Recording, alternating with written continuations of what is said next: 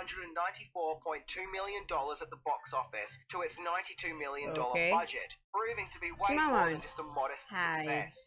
In fact, Twister was the second biggest movie of 1996, just slipping behind Independence Day, which was also a hugely popular movie, which made a staggering $817 million. Yeah, 1996, nothing was going to beat Happy Mother's Independence Day Day. for yesterday. Not with those figures, anyway. However, some I people didn't pay attribute no Twister's success to games. purely I'm gonna being keep down you to the special beside effects, as my even tablet. Steven Spielberg himself would suggest that the riches of Twister came not from the movie's story, but from the special effects, and that was the main appeal of Twister. It gave audiences a chance to see Twisters as they had never seen them before. So yeah, it could be argued that the whole awkward love story about the husband and wife storm chasers getting back together wasn't really needed, and that Twister should have stuck to being a hard-hitting thriller rather than a rom-com with twisters. But oh well, it is what it is, and I very much enjoyed Twister back in the day, and I still do now. And whether you like it or not, the love story is just part of the package.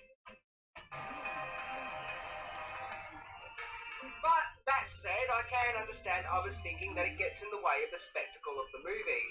But regardless, Twister is just a fun, harmless movie of the 90s, and it's a very enjoyable, pleasant experience. Anyway, I'm Minty, and what was the whole thing about the team going, food, food, food? Yeah, seriously, I never understood that. See ya!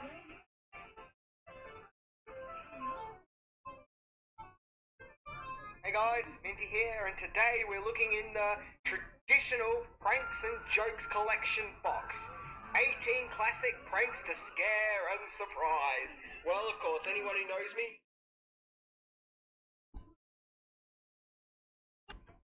New Amsterdam Season 3, Episode 1, let's go.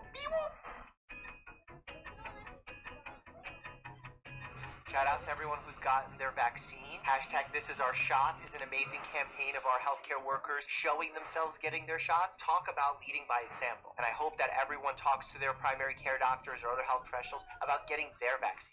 Linking my videos on vaccines down below. I did one with Mama Dr. Jones in case you are pregnant or thinking about getting pregnant. Well, I just wanted to tell everyone how proud I am of this whole hospital. I don't know how I feel about this beard on him. I think I liked him without the beard. You know, actually, him and I, before the pandemic, walked in a Blue Jacket fashion show to raise money for prostate cancer. He's quite the model. I am committed to fixing the cracks around here, okay? The system abandoned us when we needed it most.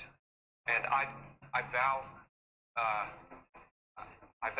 to fix the system that left us overburdened. Since when do hospitalists have a conversation about something very important like hospital funding in hallways around patients? There's conference rooms for a reason.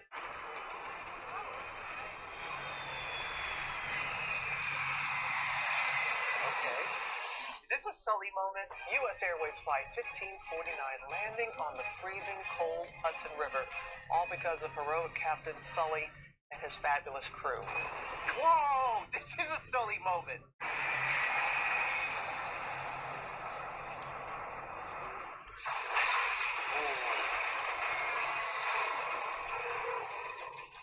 That looked like a fairly smooth landing. I mean, outside of some bumps and bruises, and depending on how cold it is, some hypothermia, I think everyone should be pretty safe on board. But obviously, because it's a medical trauma, that's not going to be. Ma'am, we're going to take good care of you, okay? Let's get a trauma 1 I need an EKG, a portable chest, and full blood panel, including coax.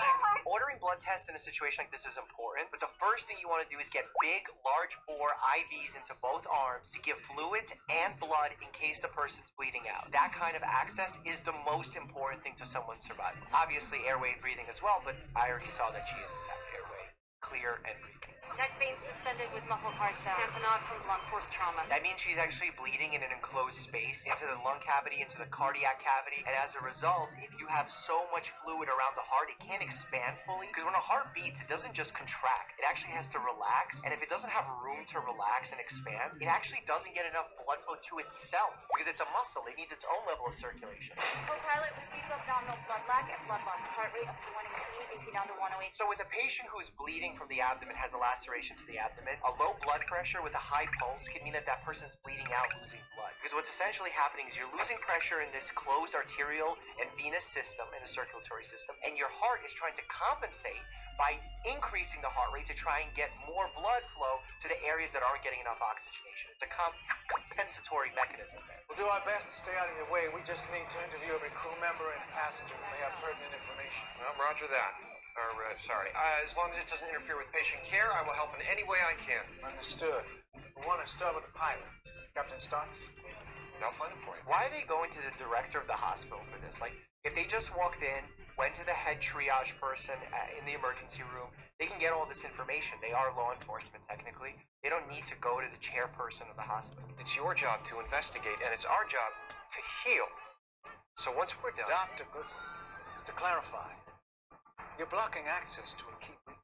I'm pretty sure if you come with the federal subpoena or like a judge's order, you can get the hospital to order some blood tests. I think a patient has the right to refuse unless it's like one of these like very specific orders by the court. And I think as a pilot, you sort of give up that right and allow them to test your blood. I could be wrong here though. Pilots, weigh in. You smell that? Some chewing gum? Mints, candy, anything? It's the co-pilot.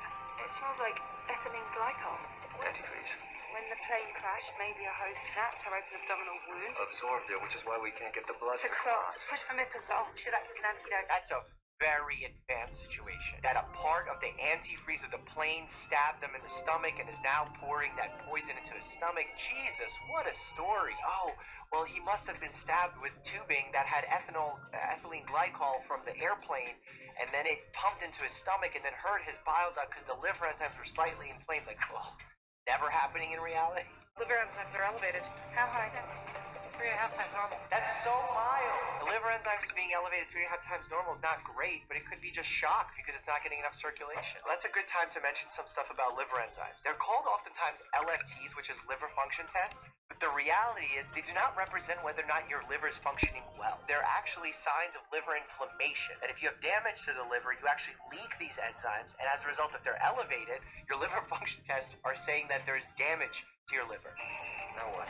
BP falling. Temps dropping. She's septic. Start her on Amgen, Flagyl, hang a bag of dopamine at 2 mics a minute. How did they not start that already? The patient is open wound from a trauma. Like, you should have started them on antibiotics broad spectrum. Enzymes are 6 times normal. Liver's not going to last much longer. I need to expose the entire organ. We need to extend the surgical field across the whole abdomen. Laparotomy. Scalpel. Do you want to call in gastro? No, there's no time. Am I getting your hands dirty? Of course not. But it's been a few years. You have a steady hand? Yeah. Clear for the vision? Yes. Still like that typhoid place on 17? Yes. Now what are you waiting for? Last I remember, she was an oncologist. Am I wrong? She is. Why is she operating? Why is the oncologist operating? We've got a problem with Shanaz.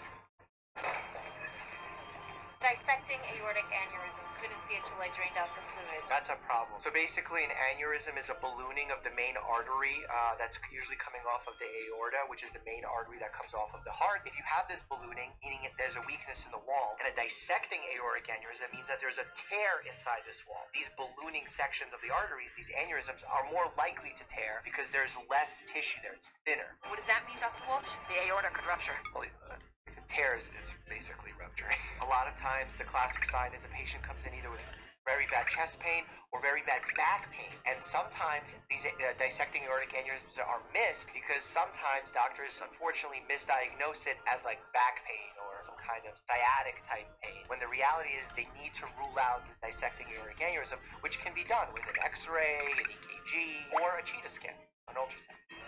What are you doing? We're not sending another patient off into the great unknown when I can help them right here, right now. We just paged cardio. She's not your patient anymore. They're all my patients. How is she going to perform a repair, an aortic aneurysm repair in the... I don't understand. Advancing catheter.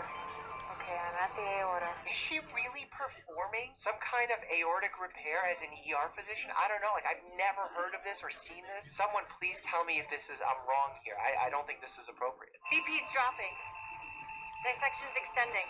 Drainage greater than 200. What the hell are you doing? Trying to stop the dissection. You didn't. You made it worse. I'm trying to fix it. Not fast enough. You're going rogue. I gotta crack her chest here. The way that they were trying to repair it was putting in a catheter going through the blood vessel to go from the interior portion and attack that problem, the tear from the inside of the artery. With that failing, now they have to go out from the outside and open the chest, which means a longer recovery time, higher risk, etc., etc. Ma'am, we are authorized to speak to any individual who may have information. Hey, whoa.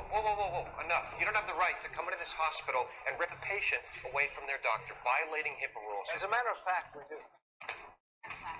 Yeah, that's what I was looking for. What is this? A federal order. I'm kind of proud of myself, and I think Legal Eagle will be proud too, that I said a federal judge has to order this, and he said it's a federal order. Smart. So I'll ask one more time. Where's the pilot? Now you could be in trouble for obstructing justice. All right, so on takeoff, if a pilot discovers that his airspeed indicator is giving him an inaccurate reading, and he is flying too slow, what would that pilot do? Why is the hospital staff doing this investigation? Get the nose down, you go into the dive in order to gain speed, and then you'd lift up at the very end. Which is exactly what you did. Right? You think that Captain Starks jeopardized the lives of 150 people? We think he saved the lives of 150 people. Oh yeah, with this information that you just got 5 seconds ago? I've ranked all the medical dramas that I've watched, including New Amsterdam. See where it falls on my list by clicking here, and as always, stay happy and healthy.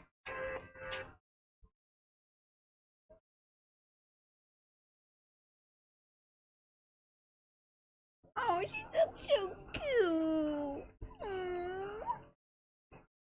Ah, you're not cute.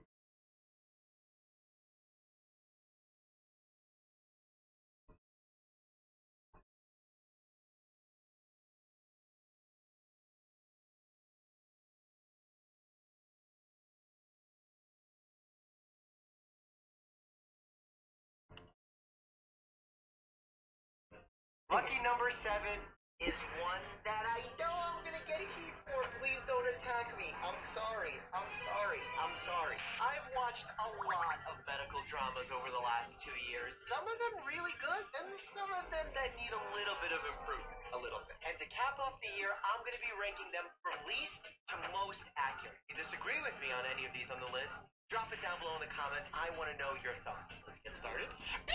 Number 16, the least accurate medical drama that I watched on this channel is Attaway General. Sorry to my Dixie D'Amelio fans out there, but the show just has I'm inaccuracies watching galore. The Dynamite, uniforms aren't right. They're Waking the wearing Most, hairnets at times. They're having teenagers deliver Oh. medical care as ER, volunteers. I doctor literally stuff. remember one scene when they were trying to save someone's life, where the doctor was like checking a pulse like this, and the EKG monitor just has colorful strips going across it that mean absolutely nothing. Just nothing makes sense on the show. I get that it's young folks, they're trying their first time at acting, and I support that. More power to them. I'm strictly talking about the medical accuracy.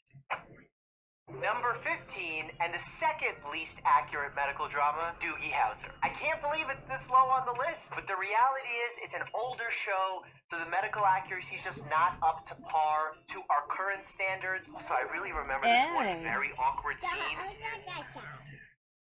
Oh, wow. Whoa! Maybe that kind of stuff was okay back then. Now, it definitely freaked me out. Number 14, Nurses. I watched it with my good friend Nurse Bianca, who also was heavy critical of the show. There's just a lot of inaccuracies. They don't follow a lot of the medical guidelines. Literally, on the episode, they had one of the nurses attacking another nurse for treating someone who was a known criminal. We treat everybody in the medical space, so that made no sense. And then in another scene, they had a doctor just say, oh, we ran out of O blood, so I'm just going to connect myself because I'm O blood and give it to the patient. Like, no, sir, we don't do that. That is highly inaccurate. I'm calling BS. I love nurses. They're the backbone of medicine. The show itself didn't do them justice. Lucky 13 is transplant. I really like the premise of this one. We have a Syrian refugee that's thrust back into practicing medicine in Canada. I was really excited for it to work. However, in the very first scene, you have an individual who's not a doctor in Canada drilling into someone's head in order to save their life. Throughout the entire episode, no one was doing chest compressions. They were talking about intubating people, getting cardiac consults. Where were the chest compressions? Chest compressions, folks. For number 12, we have Royal Pains. The medical accuracy is just out of this world. It's almost like they're functioning like an ER specialist, family medicine doctor, interventional cardiologist, toxicologist. It's like they're superhuman. He didn't even look at her eyes. How does he know what her pupils look like? It sounds like he has x-ray vision. He can see from across the room. That is not how a medical diagnosis is made, and I feel like it misguides people into thinking doctors have to know right away what's going on. A lot of times we don't, and we have to investigate further. By the way, all the medical dramas I'm ranking now and I've reviewed in the past are linked down below, so if you want to watch one of those in more detail, check it out. Number 11, we have The Night Shift. I know that there's a lot of fans on this show, and they may be upset seeing their favorite medical drama this low on the list. It's just not so medically accurate. At least, to be fair, the one episode I watched, they had one doctor completely lose his mind. Like, there was just so much unrealistic actions happening by the staff that it made it feel not medically accurate. Again, the procedures they showed, the medical illnesses they showed were so far out there that you probably wouldn't even find them in a medical book. It would have to be a sub-specialist medical book in order to find because Number 10, falling somewhere in the middle of the list, is game. Nurse Jackie. No. Now, this show is darker than most medical